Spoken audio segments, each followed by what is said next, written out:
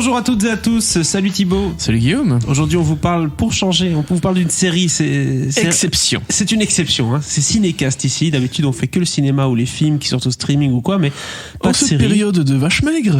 Oui, en cette période un peu compliquée pour nous aussi, hein, dans cette industrie qui est clôturée, à part les films forcément Netflix et Disney+, et tous les autres. Oui, il y a quand même pas mal de choses en streaming, on se fait plaisir, on a des choses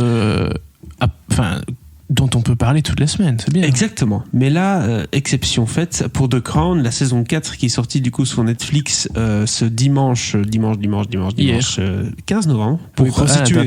On sait jamais quand vous nous écoutez. La saison 4, et on voulait vous en parler parce qu'on a tous les deux vu tout ça et on a vraiment bien aimé. Donc c'était l'occasion d'en parler. De quoi parle la saison 4 de The Crown ?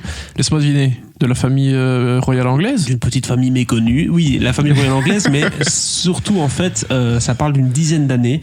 Ces dizaines d'années là où il y aura Margaret Thatcher au pouvoir. Les années 70. Oui, les années 70. Ouais, 70, début 80. Avec Margaret Thatcher au pouvoir et avec le prince Charles qui va se marier avec la princesse Diana. Un beau programme. Je propose qu'on s'écoute un extrait de la bande-annonce. Votre Majesté, je pense que nous nous respectons l'une l'autre suffisamment pour aborder entre nous les sujets les plus importants. De femme à femme. Nous avons le même âge, après tout. Vraiment, nous n'avons que 6 mois de différence. Ah. Et qui est l'aîné ? Je le suis, madame.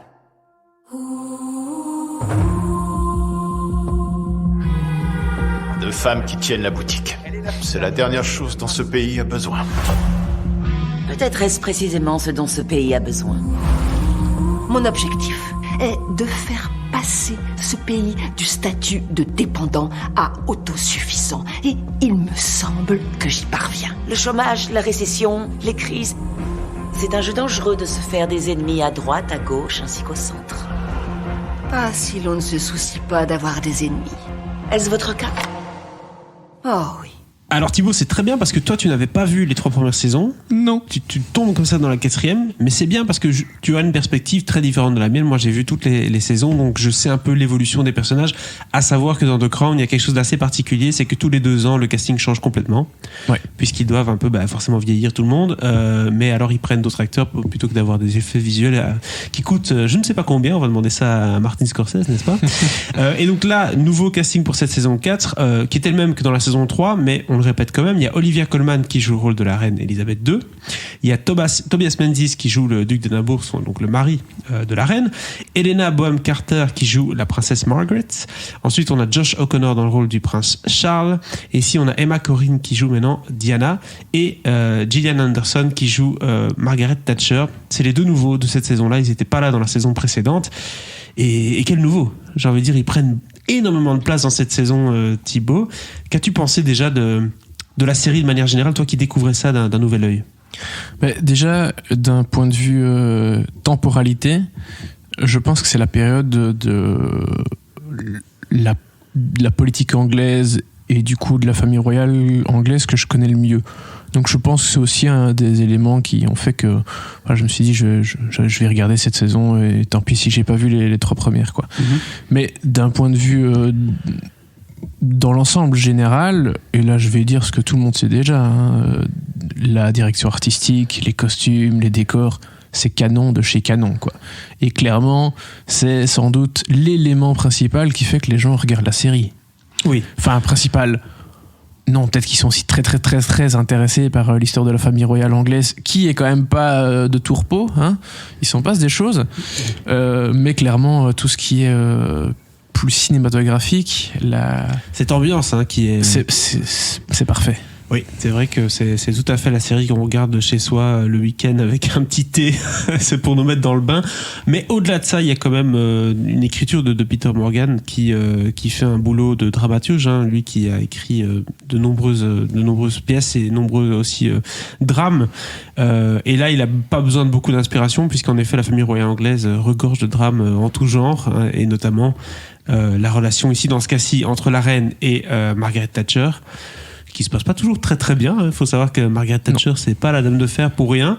Et on le voit ici dans cette saison. Hein. Mais tu le disais d'ailleurs avant qu'on enregistre, on le voit pas beaucoup non plus. On voit les échanges entre elle et la reine, c'est le but de la série bien sûr, mais plusieurs événements marquants de l'histoire anglaise sont assez vite mentionnés, mais pas très approfondis. Notamment tout ce qui se passe en Irlande. Oui, la question irlandaise est très très vite évacuée après un événement marquant qui se déroule marquant pour la famille royale au début de la saison.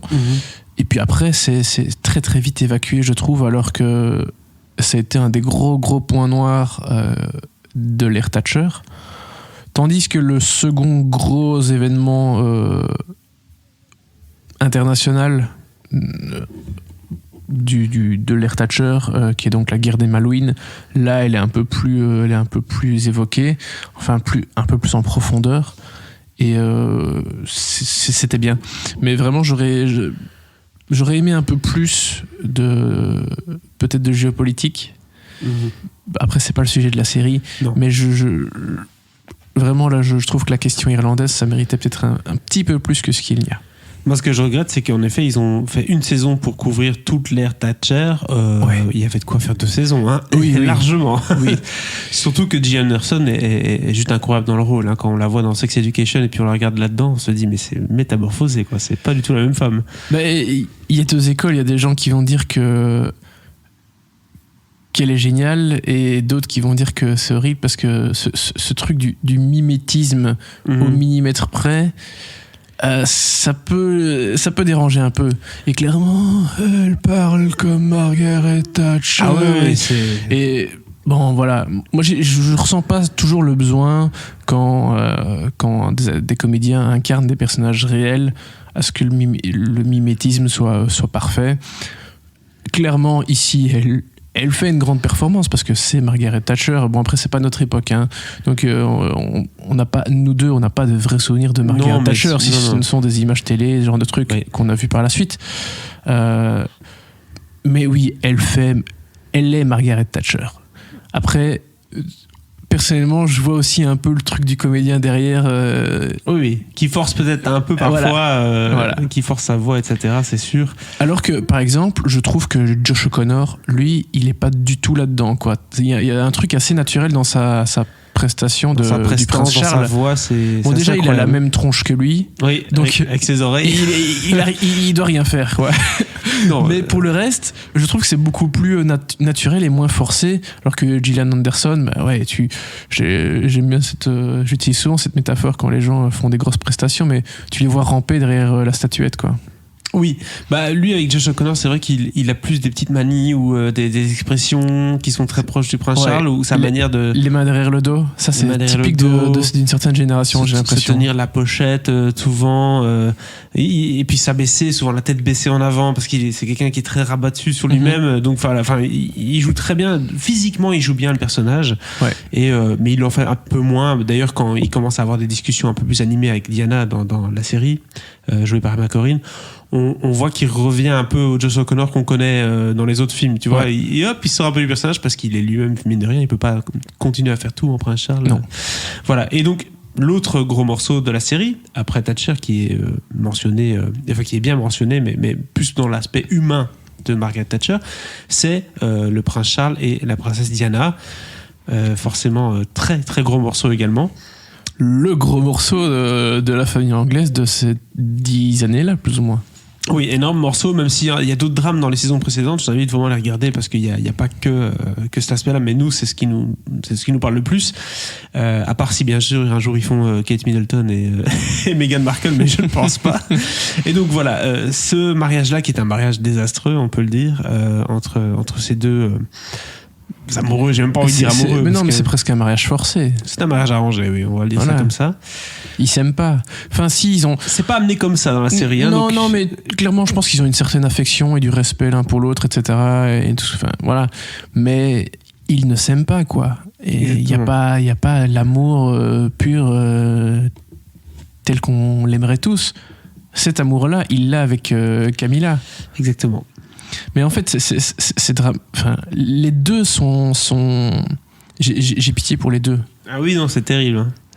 Parce que, alors évidemment, plus pour Diana, parce que elle, clairement, il y avait personne de son côté, quoi. Mais surtout qu'à un moment donné, le prince Charles commence à limite lui mettre des bâtons dans les roues, quoi. Enfin, Ouais. c'est Mais même le plus truc, que c'est ça. qu'ils sont tous les deux dans cette galère, parce que Charles n'a pas envie de ce mariage non plus, il a envie d'être avec Camilla. Donc, il a cette pression familiale qui fait que non, pour diverses raisons, il peut pas épouser Camilla. Enfin, déjà, elle est mariée, Oui. accessoirement. Mais elle a vraiment personne de son côté, quoi. Alors qu'ils sont dans la même galère, Charles devrait être un peu un soutien. Elle devrait quand même pouvoir s'appuyer un petit peu sur lui, mais non, il a l'impression que elle est le bâton dans ses roues à lui. Ouais, exactement. Ce qui est un peu le cas, et au moment où il pense qu'il peut s'en affranchir, où il espère avoir des occasions de s'en affranchir, ben non, en fait, il s'en affranchit pas parce que quand on leur dit vous voulez pas que ce mariage continue, ben là ils ont Diana des sursauts d'orgueil. Si j'ai envie, machin. Oui, bien sûr. Bon, voilà. Parce que lui, elle a tout à perdre en fait. Hein. Lui, ça restera le prince Charles quoi qu'il arrive. Elle peut toujours partir en étant la princesse Diana, etc. Mais c'est clair que il y a une situation dans laquelle elle est qui est différente. Mais on joue pas là-dessus uniquement. Hein. On joue pas sur le voilà. Mais au final, elle a rien perdu. Bon, c'est pas abordé dans cette saison. Ça va être abordé début de la 5e, mais non. au moment où. Enfin, en tout cas, elles seront pas dedans. Les Josh O'Connor et Emma Corrin ne seront pas dans la 5e. D'accord, ok. Ouais. Bah, au moment où Charles et Diana ont divorcé, elle avait toujours des appartements dans je ne sais plus quel palais et elle les a gardés quasiment jusqu'à sa mort. Hein, donc, Et elle avait toujours le titre de princesse d'ailleurs. Elle avait toujours le titre de. Alors ça, je sais plus parce que les titres changent. Princess of Wales, elle était toujours la princesse de Galles. Ouais. D'accord, Malgré parce que le je fait sais que la petite fille, il y a une des petites filles d'Elisabeth là qui s'est mariée récemment. Elle est plus. Je pense que c'est plus son Altesse Royale Princesse 2 maintenant qu'elle a épousé son mari. Le Altesse Il y a Royale, il toujours, est plus là par contre. Non, mais bon, voilà, il y a des. Bref. Les titres changent en Non, permanence. on va pas rentrer dans le détail Non. de la royauté parce qu'on n'y connaît pas grand chose. Non, mais d'ailleurs, tout ça pour dire que rattrapez-nous. c'est quand même une famille pas simple, dans Non. laquelle t'as pas spécialement envie d'être. Tu vois qu'il y a quand même eu une évolution parce que William et Harry ont pas eu les mêmes obstacles. Non, mais ils se font quand Je même. les envie quand même ils se- pas, Oui, c'est sûr. mais tu vois que Harry épouser une divorcée, etc., ça a pas posé de problème. Bon, ils ont pas l'air d'être. Leur situation n'a pas l'air hyper enviable en ce moment non plus. Ouais, ils sont juste Mais- cassés, quoi. Voilà. Bref, ça c'est une autre histoire, mais de manière générale, pour répéter un peu notre avis sur cette série, vous l'avez compris, c'est hyper bien léché, hyper bien construit, très bien écrit aussi de la part de Peter Morgan. On est beaucoup là pour l'effet famille royale, petit drame, des petites histoires de famille, etc.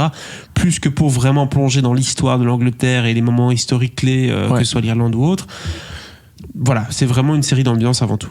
Et c'est la série d'Elisabeth quand même aussi, il faut le rappeler, Bah parce oui, que c'est le Crown. c'est la reine. Mhm. Oui, bien sûr.